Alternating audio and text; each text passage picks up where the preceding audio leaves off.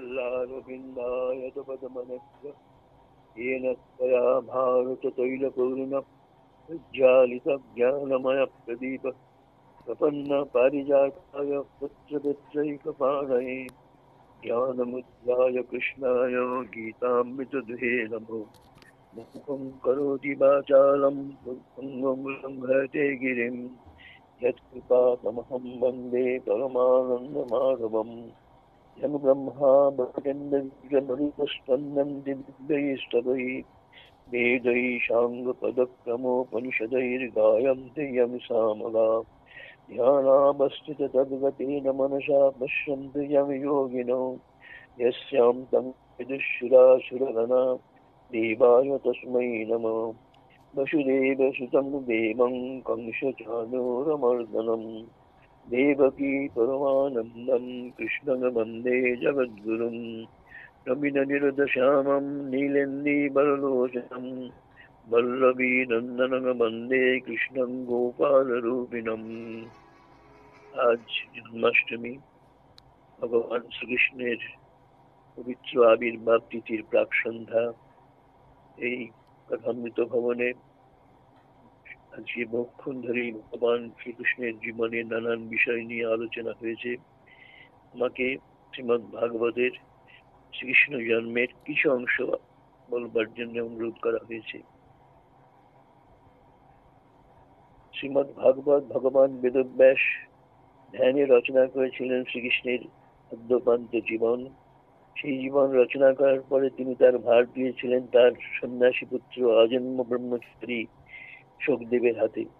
শুকদেব সেই শ্রীমদ্ ভাগবত কণ্ঠে নিয়ে তিনি যদৃচ্ছা পরিভ্রমণ করতে করতে হরিদ্বারের কাছে গঙ্গা তীরে এসে উপস্থিত হন।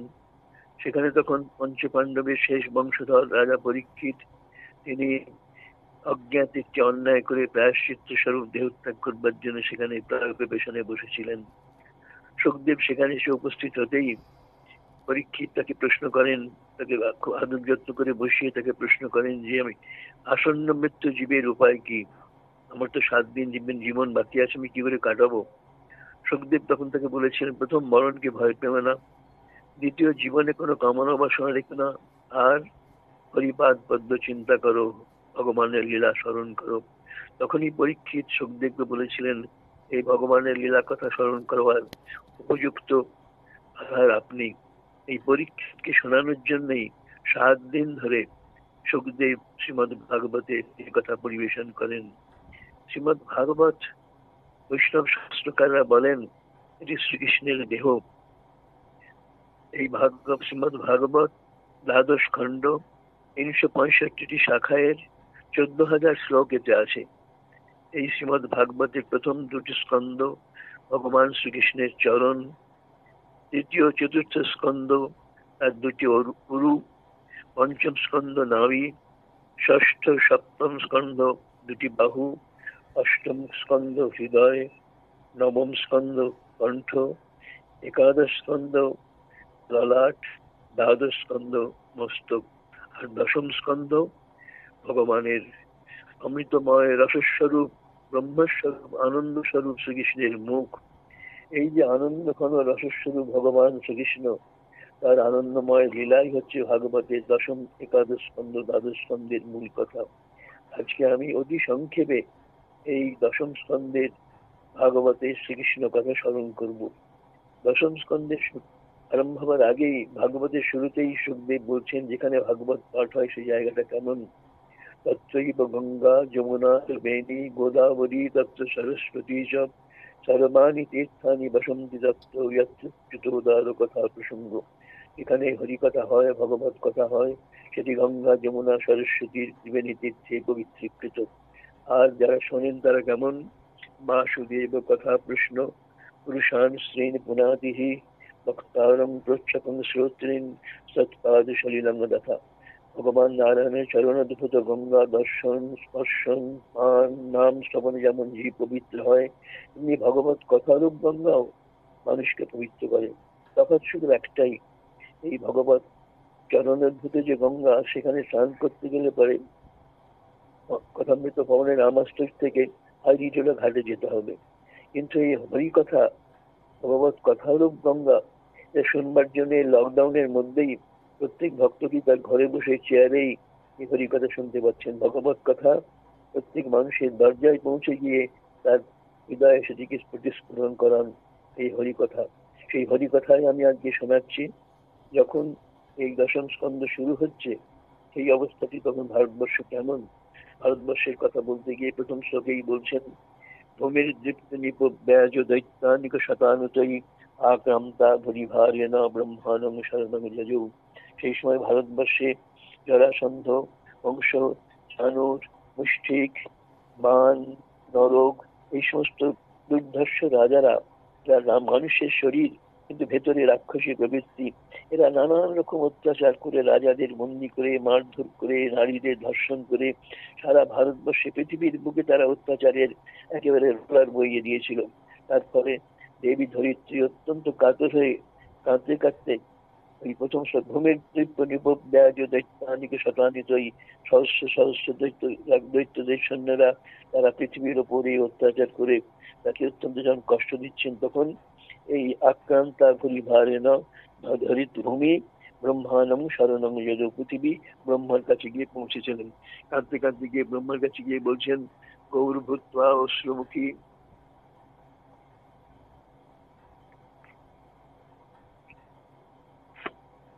গৌরভূত্বা অশ্রুমুখী খিন্নারুদন্তি করুণং বিভো উপস্থিতান্তিকে তস্मै বসনং সমভূষত। ব্রহ্মা তৎপদার্জাত সহদেবৈস্তয়া সহ জগাম ষষ্ঠীনাম স্থিরম শিরপয়নিধে।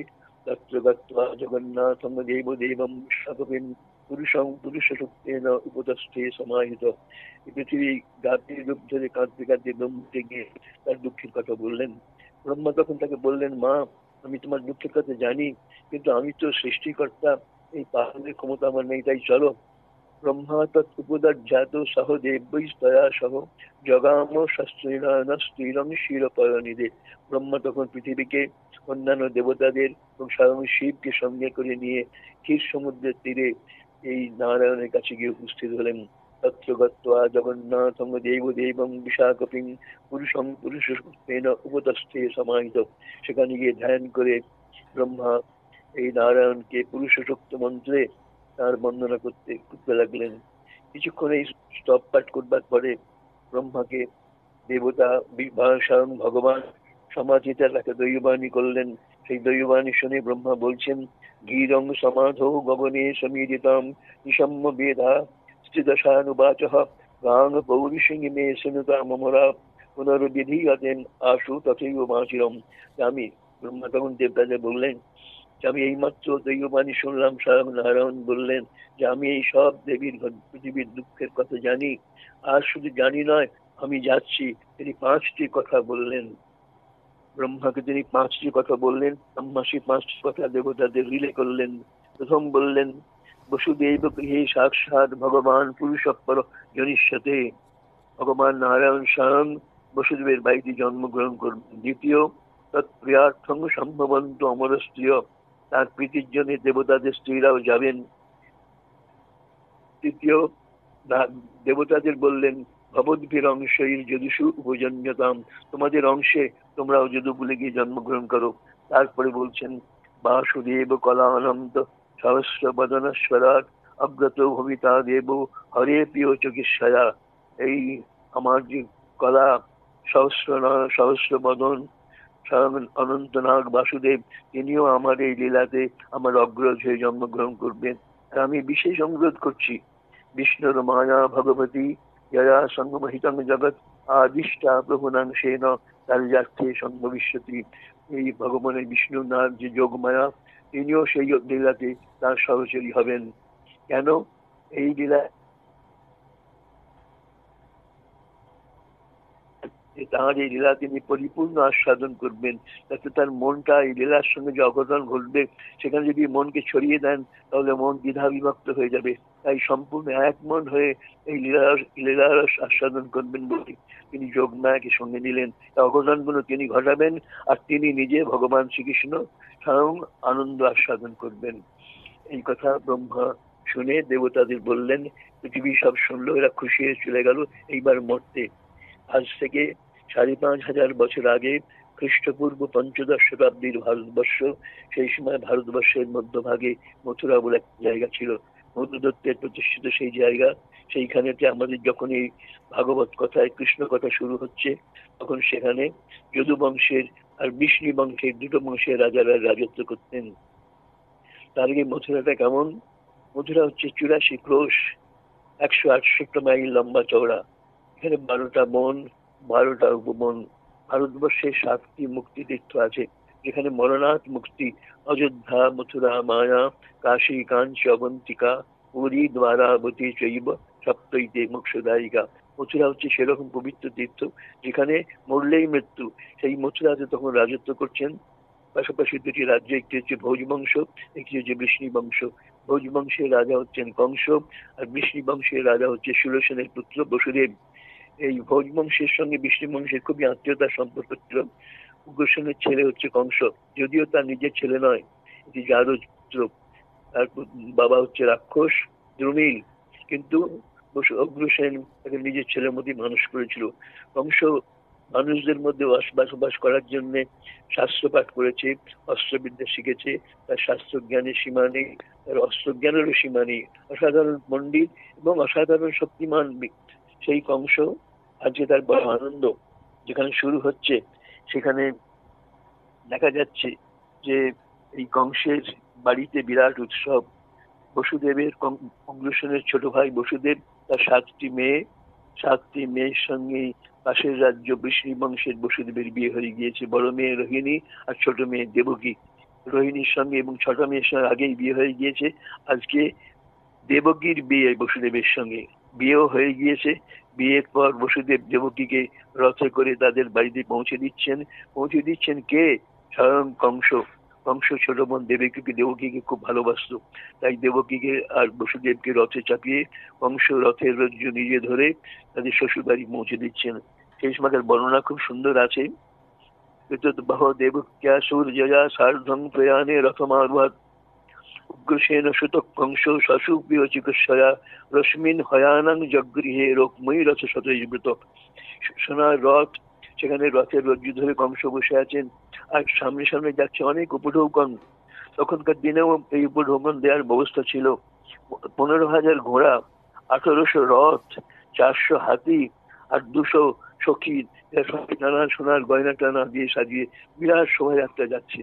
পথে যেতে যেতে হঠাৎ বসুদেব দেখলেন পথি প্রগ্রহীনম কংসম আভাস্যাহ শরীরবাগ অস্যাস্তামষ্টম গর্ভ অন্তায়ান বহসে বুধ।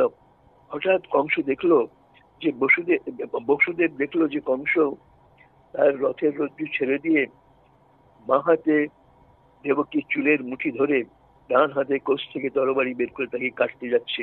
বসুদেব জিজ্ঞেস করলো, কি হলো, কি হলো, হঠাৎ তোমার কি হলো, তুমি কেন তোমার বোনকে মারতে যাচ্ছ?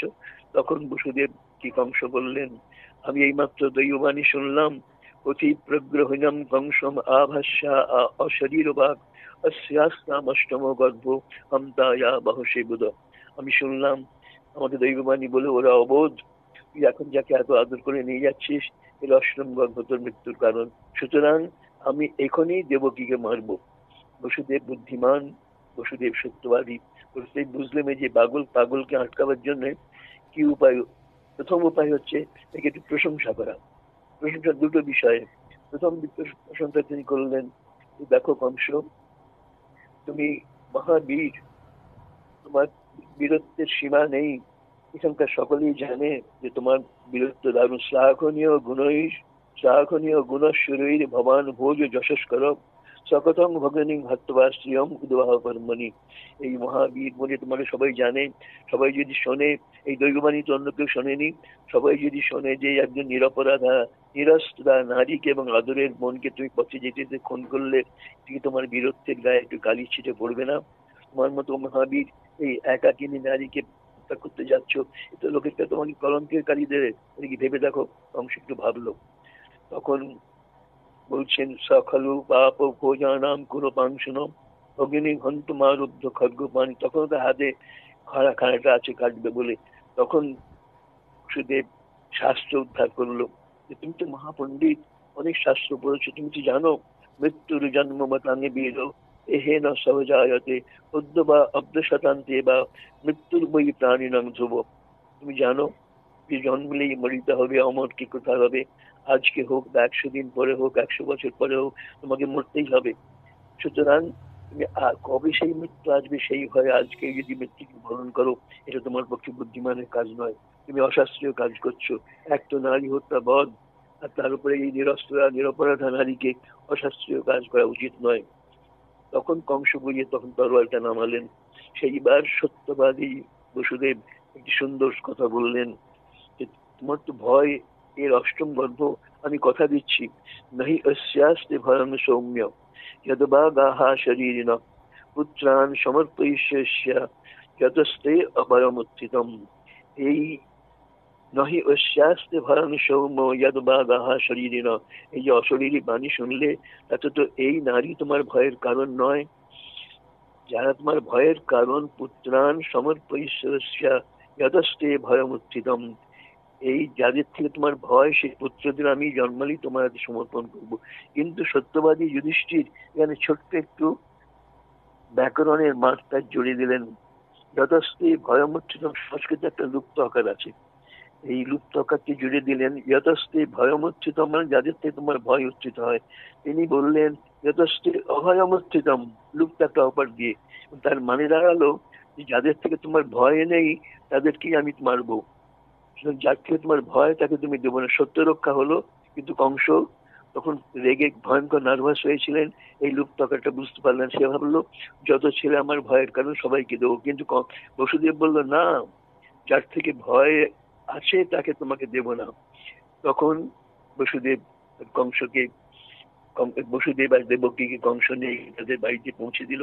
এরপরে যথাকালে 1 বছর পরে এদের প্রথম সন্তান জন্মগ্রহণ করলো। প্রথম সন্তানের নাম কীর্তিমন্তম। কীর্তিমন্তম প্রথমজম কংসায়া নকদুন্ধুই তৎপয়ামাস কৃচ্ছেন সো অনিতম অতিবিহ্বলম। কথা দিয়েছিল বসুদেব সব ছেলেকে পৌঁছে দেবে। সে ধীরে ধীরে এই প্রথম সন্তান, তার নাম ছিল কীর্তিমন্ত, তাকে নিয়ে এসে কংসের কাছে নাও, প্রথম সন্তান আমাদের। কংস তখন ভাবলো যে কি করলো, আমার তো কথা অষ্টম গর্ভ। কংস বলল না, ফিরিয়ে নিয়ে যাও। প্রতিজাত কুমার ওয়ম নহি অস্মাৎ অস্তি মে ভয়ম, আমার এর থেকে ভয় নেই, তুমি একে ফিরিয়ে নিয়ে যাও, আমার অষ্টম গর্ভ মৃত্যুর কারণ। বসুদেব ভাবলো তো অদ্ভুত কাণ্ড। শরীর বাধাত নিবৃতে কংস তত বাক্য আশারবিদ বসুদেবী তৎকৃত্বা প্রশস্য প্রাবিশদ গৃহম। বসুদেব নিশ্চিন্ত হয়ে প্রথম ছেলেটিকে নিয়ে বাড়িতে ফিরে গেল। এদিকে স্বর্গের দেবতাদের মধ্যে হইচই পড়ে গেল। তারা দেখলো কংস খুব ভালো মানুষ হয়ে যাচ্ছে, নারীবধ হচ্ছে না, শিশুবধ হলো না। তখন তারা নারদকে পাঠালো। নারদ এসে কংসের কাছে বললেন ব্রজে গোপা ইয়াশ্চ মিশাঞ্চ যোষিত বিষ্ণয় বসুদেবাদ্যা দেবকাদ্যা যদুশ্রিয় সর্বে বৈ দেবতা প্রায়া উভয়োরূপি ভারত জ্ঞাতয় মন্দুসরিত ये च कंसम अनुव्रता एतत् कंसाय भगवान सशंसाभ्यभ्य नारद ভূমের ভারায় মানানাম দৈত্যানাম চ বধুদ্যমম। নারদ এসে বলল যে তোমার পাশে যাদের দেখছো এরা কেউ তোমার বন্ধু নয়। এই নন্দকুম্ব এরা সব, এই বসুদেব টুসুদেব এরা সব দেবতা, এটা তোমার বন্ধু নয়, তোমার মৃত্যুর কারণ। আর সব থেকে বড় কথা, তুমি যে এই প্রথম ছেলেটিকে ছেড়ে দিলে কেন? কংস বলছে কি এ তো মৃত্যুর কারণে, অষ্টম প্রমাণ মৃত্যুর কারণ। তখন নারদ হাসতে হাসতে বলল বোকা, তুমি জানো না মর্তের মানুষের এই যে গণিতের বুদ্ধি আর স্বর্গের দেবতাদের গণিত জ্ঞান সম্পূর্ণ বিপরীত। মর্তের মানুষ গণে 1 2 3 4 5 6 7 8, স্বর্গের দেবতারা গণে বিপরীত দিক থেকে 8 7 6 5 4 3 2 1। সুতরাং এই যে 1 নম্বর তাকে তুমি ছেড়ে দিলে, এই একটাই যে অষ্টম গর্ভ কিনা তুমি কি করে বুঝছো? সত্যি সত্যি কংস তার বুদ্ধিকে গুড়িয়ে ফেললো। কংস তখন ছুটে গেল, ছুটে গিয়ে দেবকীর হাত থেকে সেই ছেলেটিকে টেনে নিয়ে সেটাকে আছড়ে দিল। তারপরে এরপরে যত সন্তান, দেবকীকে কারাগারে, দেবকী বসুদেবীকে কারাগারে রাখলো, উগ্রসেনকে তার বাবাকে কারাগারে রেখে নিজেই রাজ সিংহাসনে বসলো। তারপরেই দেবক্যা গর্ভ সম্ভূতম বিষ্ণুঞ্চ সপদং প্রতি দেবকিং বসুদেবঞ্চ নিগৃহ্য নিগরে গৃহ জাতমহন পুত্রং তয় রজন সংযম। এই কাজেদেরকে কারাগারে পুড়িয়ে দিয়ে যে যত ছেলে পরপর জন্মালো 5টি ছেলে, অতেষু ষট্সু বালেষু দেবক্যা অগ্রসেনিনা সপ্তম বৈষ্ণবং ধামং ইয়ম অনন্তং প্রচক্ষতে। এই 5টি ছেলের বধ হওয়ার 6টি ছেলে বধ হওয়ার পরে যখন সপ্তম গর্ভ এলো, অতেষু ষট্সু বালেষু দেবকী অগ্রসেনিনা, উগ্রসেন পুত্র কংস এই দেবকীর 6টি ছেলেকে মারবার পরে যখন সপ্তম বৈষ্ণবং ধামং ইয়ম অনন্তং প্রচক্ষতে এই 7 নম্বর গর্ভ দেবকীর গর্ভে এলেন। তিনি হচ্ছেন স্বয়ং ভগবান বলরাম। তিনি আসতেই বৈকুণ্ঠে নারায়ণ শ্রীমৎ যোগমাকে স্মরণ করলেন। যোগমাকে স্মরণ করে বললেন, গচ্ছ দেবী ব্রজং ভদ্রে গোপ গভীর অলঙ্কৃতম দেবক্যা জঠরে গর্ভম শেষাক্ষম ধাম মামকম তৎসংকৃষ্য রহিণ্যা উদরে সন্নিবেশ। হে মহামায়া, হে যোগমায়া, তুমি ব্রজে যাও। ব্রজে গিয়ে এই কারাগারে দেবকীর গর্ভ থেকে সেই গর্ভকে সংকর্ষণ সম্মুখ রূপে তুলে নিয়ে গোকুলে এই প্রথমাপনী রোহিণী সেখানে নিরাপদে থাকবার জন্য বসুদেব আগেই পাঠিয়ে দিয়েছিলেন। বললেন মহামায়াকে যে দেবকীর সপ্তম গর্ভকে তুলে নিয়ে গিয়ে গোকুলে বসুদেবেরই পত্নী রোহিণীর গর্ভে স্থাপন করো। এই সেই কথা বলছেন। গচ্ছ দেবী ব্রজং ভদ্র গোপ গভীর অলঙ্কৃতম, গোপিনী গোপরা যেখানে আছে সেখানে রোহিণীও আছেন। সেইখানে দেবক্যা জঠরে গর্ভম শেষাক্ষম ধাম নামকম, দেবকীর জঠরে যে শেষ অনন্তনাগ জন্মগ্রহণ করছে তৎসংনিকৃষ্য, তাকে তুলে নিয়ে রোহিণ্যা উদরে সন্নিবেশ হয়, রোহিণীর জঠরে সেটি তাকে তিনি সন্নিবেশ করো। তখন এই সপ্তম গর্ভ কারাগারে জেনে ফেললো সবাই যে সপ্তম গর্ভ নষ্ট হয়ে গিয়েছে। ওদিকে সপ্তম গর্ভ দেবকীর গর্ভে তিনি জন্মগ্রহণ করতে লাগলেন। এই সপ্তম গর্ভ কে বলছেন, পরে ভর্গমুনি বললেন গর্ভ সংকর্ষণাৎ বৈ প্রাহু সংকর্ষণং, যেহেতু গর্ভকে তুলে নিয়ে গিয়ে সেখানে বসিয়ে দেওয়া হয়েছে তাই তার নাম সংকর্ষণ। আমি এখানে একটু মজা করে বলি যে এই যোগমায়া নিশ্চয়ই খুব বড় একজন গাইনোকোলজিস্ট, নইলে কি করে তিনি সেই যুগে এই দেবকীর গর্ভ থেকে ভ্রূণকে তুলে নিয়ে গিয়ে 16 মাইল দূরে গোপিনীতে গোকুলে রোহিণীর গর্ভে স্থাপন করেছিলেন। সেই তাই প্রথম নাম হলো সংকর্ষণ। দ্বিতীয়, দেখতে খুব সুন্দর ছিলেন বলরাম, তাই রামম লোক রমনা, তার নাম হলো রাম। আর তৃতীয়, গায়েও খুব জোর ছিল, কৃষ্ণের থেকে বেশি জোর, তাই তার নাম হলো বলম বলবৎসার, বলশালী বলে তার নাম হলো বলভদ্র। এইবার অষ্টম গর্ভে ভগবান আসবেন, সেই জন্য প্রকৃতি অপূর্ব সুন্দর সেজেছে। ভগবান বিশ্বআত্মা ভক্তানাম অভয়ঙ্কর আবিবেশ অংশ ভাবেন মন আনকদুন্দুবে। আনকদুন্দুব মানে বসুদেবের একটা নাম। বসুদেব যখন জন্মেছিল তখন আকাশে ডুমডুম করে ডমরু বেরিয়েছিল, তাই তার নাম আনকদুন্দুবী।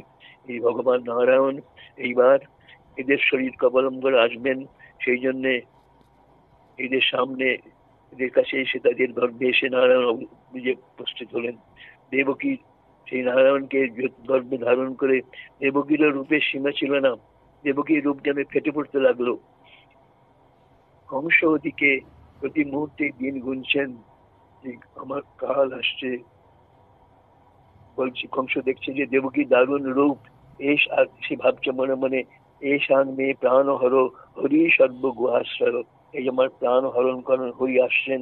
তাই দিন রাত আশীন সংবিষম তিষ্ঠন গুঞ্জানং পর্যটন মহিম চিন্তয়ানম ঋষিকেশম অপশ্যত জগৎ।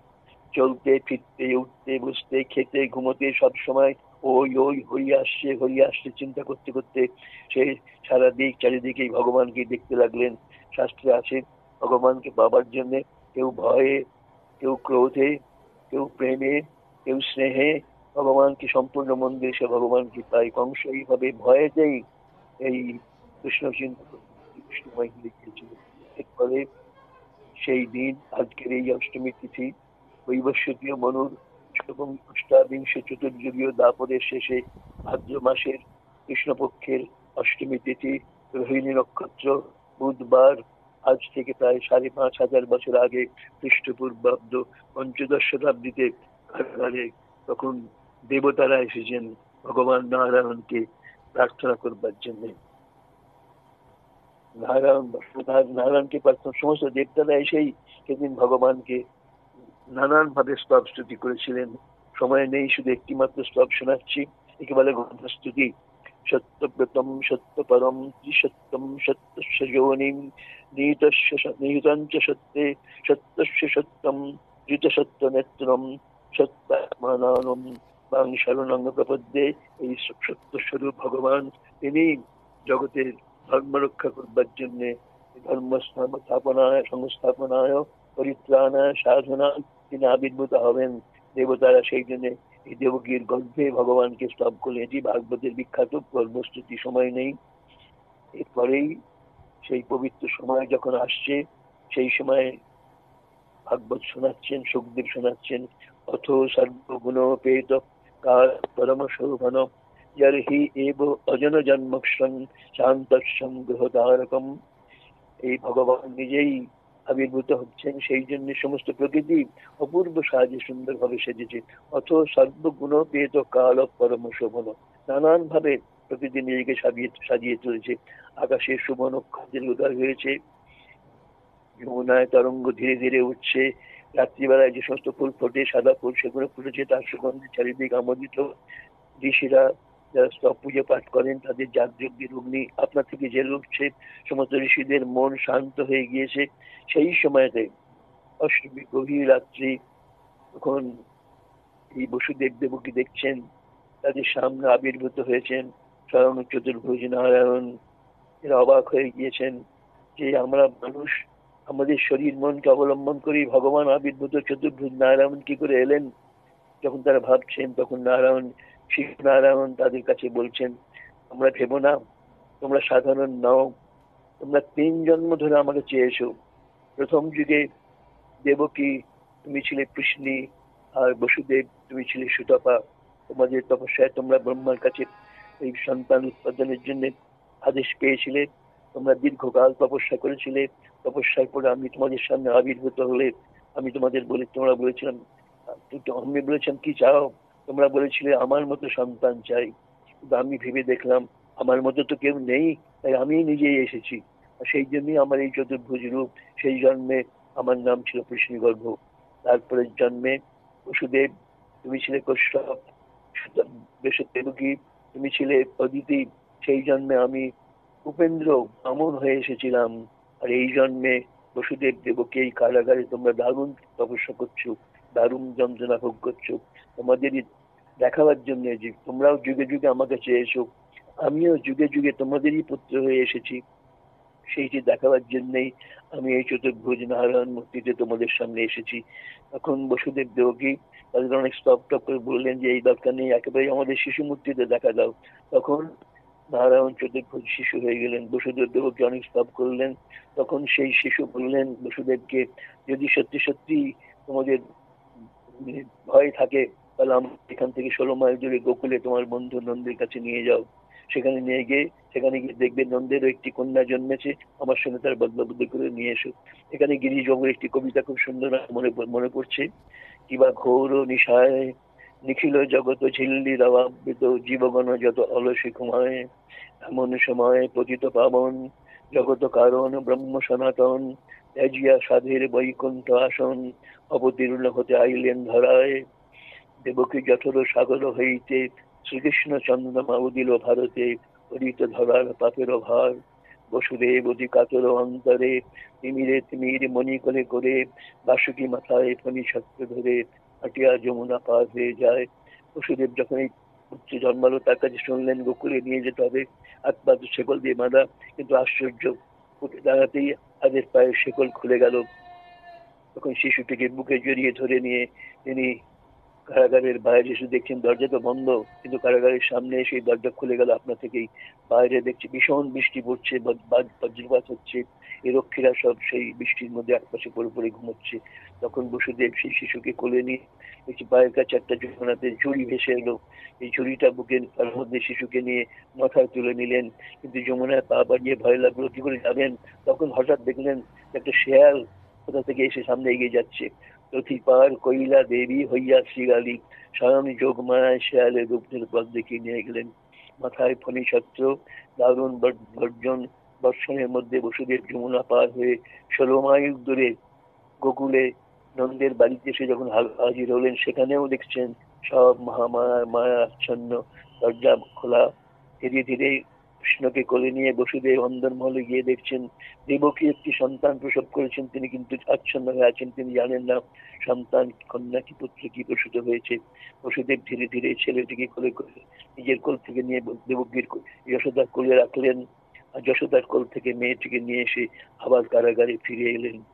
এই কারাগার ফিরে আসার পর আবার হাতের কারাগার বন্ধ হলো। এখানে রূপ গোস্বামী ছোট্ট একটি টিকা বলে আমি শেষ করছি। রূপ গোস্বামী বলছেন, ভগবানকে কোলে নিলে পরে মায়া মোহের শৃঙ্খল খুলে যায়, ভগবানকে হৃদয়ে চিন্তা করলে পরে সংসার কারাগারের বাইরে বেরোবার পথ পাওয়া যায়, ভগবানকে মনে স্মরণ করলে পরে কাম ক্রোধাদি রিপুর আচ্ছন্ন হয়ে পড়ে। সেই তাই হয়েছিল ভগবান বসুদেব পুত্র বাসুদেবের এই পবিত্র জন্মতিথিতে, সেই ঘটনাই ঘটলো। তারপরে এই বসুদেব সেই মেয়েটিকে নিয়ে এসে যখন ঘরে রাখলেন, কারাগার সকাল হতেই কারারক্ষীরা টের পেলো অষ্টম গর্ভ জাত হয়েছে। কংসকে খবর দিল, কংস ছুটে এসেই দেখছে একটি মেয়ে, অবাক হয়ে বললো, মেয়ে, তবুও কিছু দিয়ে দেবকী দেবে না? কংস জোর করে মেয়েটিকে হাত থেকে তুলে নিয়ে যখন শিলায় আছাড় দিচ্ছে, তখন সেই মেয়েটি কংসের হাত থেকে পিছলে গিয়ে কংসের মাথায় লাথি মেরে আকাশে অষ্টভুজা দুর্গা মূর্তিতে আবির্ভূত হলেন। আবির্ভূত হয়ে তিনি বললেন, ওরে নির্বোধ, তুই বৃথা শিশু হত্যা করিস না, তোর কাল উন্নত জন্মেছে। আর আজ শুধু জন্মাষ্টমী কৃষ্ণাষ্টমী নয়, আর দুর্গাষ্টমী। ভগবান শ্রীকৃষ্ণের অনুজা হয়ে ভগবতী দুর্গা জন্মগ্রহণ করেছিলেন। আমার সময় শেষ। এই পবিত্র জন্মতিথিতে ভগবান শ্রীকৃষ্ণের জন্মাষ্টমীতে তাদের চরণে প্রণাম জানাই। হে কৃষ্ণ করুণা সিন্ধু দীনবন্ধু জগৎপতে গোপেশ গোপিকা কান্ত রাধাকান্ত নমস্তুতে। নমস্কার।